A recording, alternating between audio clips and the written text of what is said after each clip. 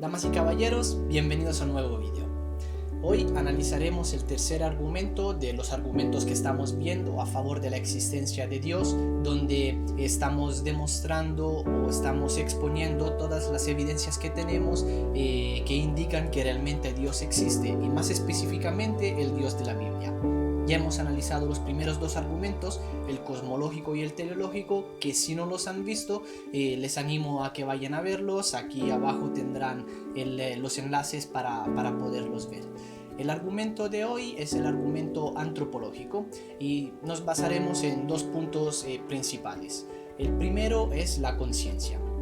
Como todos sabemos, la conciencia es ese mecanismo que tenemos dentro de nosotros que nos va indicando lo que está bien y lo que está mal. La palabra conciencia es justo esto lo que significa, con conocimiento, y es algo que tenemos dentro de nosotros que nos dice: esto está mal, no lo hagas; esto está mal, no lo hagas; o esto está bien, hazlo; esto está bien, hazlo. Y es lo que a nosotros nos ayuda a poder vivir de una manera correcta. Todos sabemos que hay una conducta correcta o idónea que deberíamos seguir y otra en cambio errónea que deberíamos evitar, y la conciencia nos ayuda justamente a poder hacer estas dos cosas. Sin embargo, la conciencia no crea ese nivel que tenemos dentro de nosotros, no genera ese nivel de bien o de mal, sino que simplemente nos dice cuando algo está bien y cuando algo está mal. Pero entonces, si no somos nosotros los que decidimos lo que está bien y lo que está mal, ¿quién lo decide? ¿Por qué no somos nosotros? Bueno, hazte estas preguntas. ¿Has cambiado alguna vez de criterio a lo largo de tu vida, o has mantenido el mismo criterio desde que eras niño hasta hoy? Cuando eras niño, muy probablemente no creías que mentir, que robar o que desobedecer a tus padres era algo malo y lo hacías. Mientras que al crecer te diste cuenta de que estas cosas quizás estaban mal. Llegaste a la etapa de la adolescencia y a lo mejor sabías que mentir y robar estaba mal, pero aún así quizás seguiste o sigues teniendo problemas con tus padres. A lo mejor ellos te dicen: vuelve a determinada hora a la casa, pero tú quieres llegar más tarde. ¿Y cómo puedes saber en ese momento cuál es el criterio correcto? Puesto que tenemos dos criterios diferentes. Cuando una persona llega a la etapa adulta, en cambio, también sigue teniendo problemas con otras personas, ya sea dentro de la familia, con tu vecino. Y cuando tenemos varias personas con criterios diferentes, es ahí que entonces surgen los conflictos y los problemas. Por lo que entonces quizás lo que para ti está bien, para mí no lo está. O lo que para mí está bien, para ti es algo erróneo, está equivocado. De manera que necesitamos una base sólida, una base que nunca cambia, puesto que el criterio del ser humano cambia a lo largo de su vida. Y esta base no la podemos encontrar en ninguna persona. Tiene que ser algo trascendental, tiene que ser algo, como decía, sólido, algo atemporal, algo inmutable. Y eso lo tenemos, adivinen en dónde, en el Dios de la Biblia. Es el único ser vivo de los que nosotros sabemos que existe, que realmente sabemos que jamás cambia. Ningún dios de ninguna otra religión tiene algo así, ninguna persona puede hacer esto, y es lógico y razonable entonces determinar o decir que realmente es Él quien nos proporciona todas estas cosas, toda esta base que nosotros necesitamos para poder entender la diferencia entre el bien y el mal, distinguir entre estas dos grandes nociones y poder tratar de hacer lo correcto. Las personas somos así. Por más que yo crea que algo para mí está bien, a lo mejor para ti no lo está. Por ejemplo, Hitler, uno de los más grandes terroristas de toda la historia, y todos los nazis que estuvieron con él, ¿qué fue lo que hicieron? Bueno, como todos sabemos, mataron a millones de personas, y lo que ellos hacían desde su propio punto de vista no estaba mal.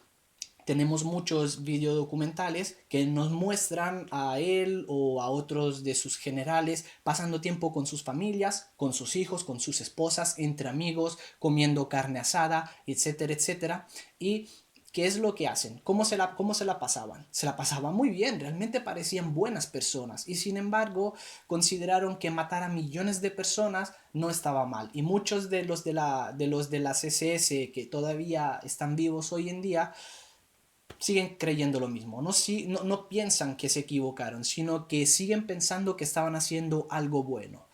Criterios diferentes, por lo que entonces necesitamos ir a esa base sólida y que realmente perdura a lo largo del tiempo, que nos pueda decir, pueda determinar lo que está bien y lo que está mal. Esta naturaleza moral solo la tenemos nosotros los seres humanos, no la tienen ni animales, no la tienen plantas, no la tienen ninguna otra forma de ser vivo. Solo nosotros la tenemos. ¿Por qué la tenemos? Porque estamos hechos a imagen de Dios. Todas las personas la tienen, además, no solo, por decirlo así, los cristianos o los judíos o gente que estuvo en contacto con el Dios de la Biblia. El apóstol Pablo escribió en el segundo capítulo de Romanos que todas las personas lo hacen lo que les dicta su conciencia y esa misma conciencia o bien los elogia o al final los culpa por lo que hicieron. Todas las personas saben que robar, matar, mentir, tratar mal a las personas y generar problemas, conflictos y guerras, todos sabemos que está mal. Aunque al final cada quien pueda hacerlo según lo que más le conviene, pero todos sabemos que está mal. Todo eso lo tenemos en la conciencia. Además, hay otros puntos que nos indican que la conciencia realmente es algo que no hemos podido generar nosotros los seres humanos. Antes que nada, no tenemos registros históricos que nos digan que en algún momento de la historia alguien se sentó a reflexionar y pensó que podía estar bien, que podía estar mal y que entonces tenía que generar de alguna manera algún mecanismo para poder guiarle en el camino de su vida y poder distinguir lo bueno de lo malo. Otras cosas también son que no se pueden explicar en términos de evolucionismo y del azar, son cosas como la inteligencia, la creatividad, el sentido de justicia, todas cosas inmateriales. De ser cierto el evolucionismo y todo lo que se generó supuestamente por el azar, estas dos teorías solo podrían explicar lo que se generó por la materia. Pero todo lo inmaterial, ¿cómo es posible que se pudiera generar? Son cosas que no se podrían explicar de ser ciertas estas dos teorías. Y todo esto, entonces, ¿en dónde en realidad reside? En Dios. ¿Por qué nosotros los tenemos? Porque Dios nos creó a su imagen. De manera que, ¿qué conclusiones podemos derivar de esta conciencia o sentido universal del bien y del mal? Bueno, que hay un legislador que determinó lo que está bien y lo que está mal y que creó entonces este nivel, ¿no? Y que además nos hizo a nosotros, sus criaturas, capaces de entender este nivel a través de la conciencia. Una vez más, no es la conciencia lo que genera todo esto, sino que es el mismo legislador. Además de esto, tenemos otro punto. Este punto tiene que ver con la necesidad que tiene la gente de buscar a Dios. ¿Por qué la gente busca a Dios? ¿Lo has pensado alguna vez? ¿Por qué hay tantas religiones? Hay decenas y decenas de religiones en todo el mundo. Bueno, por el hecho de que el alma del ser humano tiene en realidad sed de Dios. Y si Dios no existiera en realidad, tu alma te estaría engañando. El problema es que tu alma jamás te engañaría, haciéndote creer que tienes sed de algo que en realidad no existe. Piénsalo un momento, tu propio cuerpo físico, cuando tiene sed, te está diciendo que tiene necesidad de algunos líquidos para poder satisfacer ese deseo o necesidad que tiene. Y si no existiera ningún líquido en todo el mundo, en todo el universo, entonces tu cuerpo jamás te podría hacer sentir esa necesidad. Te la hace sentir por el hecho de que existe algún líquido que sea capaz de satisfacer esa sed. De la misma manera, tu alma, cuando te hace sentir sed de Dios, entonces te estás estás haciendo que tengas sed, perdón, de algo que en realidad existe. Ese algo es Dios, es el Dios de la Biblia y es del que te está diciendo, por favor, acércate a Él porque le necesito necesariamente. Es algo necesario en mi vida. Hay unos contraargumentos que se usan en todo esto. Estos contraargumentos nos dicen, por ejemplo, que si Dios en realidad existe, si Dios es realmente un ser moralmente perfecto, entonces jamás habría creado a seres humanos imperfectos y que pueden hacer cosas malas, así como nosotros vemos en la actualidad. Sin embargo, esto no es del todo correcto, puesto que Dios cuando creó a la primera pareja humana, los creó perfectos, no había maldad en ellos, solo eran buenos y nada más. Pero eso sí, capaces de poder decidir libremente por sí mismos. Y fue por este motivo que empezó sucesivamente la era del pecado y de la imperfección, puesto que ellos decidieron desobedecer a Dios, decidieron querer ser iguales a Dios, y por este motivo entonces perdieron la perfección y empezó todo lo que nosotros vemos hoy en día.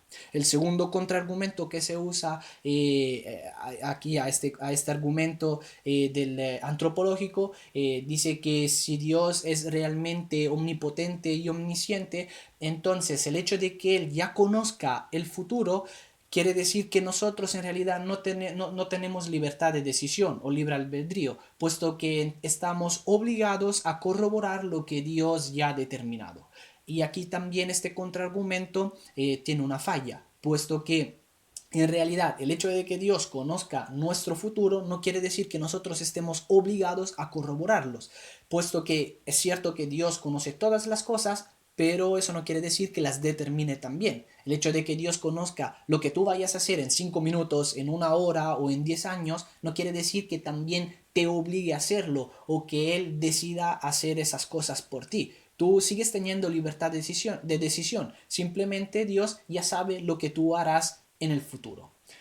Y ahora préstame atención porque llegamos al clímax de este video. Dios me dijo que te diga que Él sabe que tú estás orando por muchas personas, por muchos allegados tuyos, amigos, familiares, parientes, porque quieres que ellos también puedan convertirse, que ellos también puedan ser perdonados y puedan obtener la vida eterna, recibir, mejor dicho, la vida eterna, pero todavía no ves que esto está sucediendo y a lo mejor te esfuerzas por predicarles, por decirles, por hablarles de Dios y de tu fe, pero todavía no pasa nada.